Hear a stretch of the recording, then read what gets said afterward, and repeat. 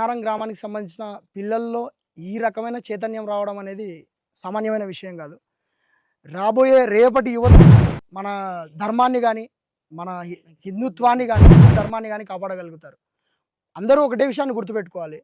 అన్న అన్నట్టుగా గడప అవతలనే కులం. గడప దాటితే మనమంతా ఒక్కటే. కలిస్తే నిలుస్తాం, నిలిస్తే గెలుస్తాం. ఇదే నినాదం అనమాట.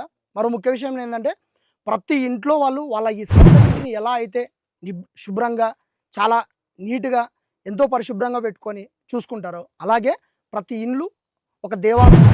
ప్రతి దేవాలయం ఒక ఇల్లు. సొంత ఇంటిలాగా భావిస్తే మన దేవాలయాలకు ఇలాంటి పరిస్థితి రాదు. ప్రతి గ్రామంలోని యువత ఇలాగే ముందుకు రావాలి. వాళ్ళ దేవాలయాలు, వాళ్ళ చారిత్రక నిర్మాణాలను కాపాడుకోవాలి.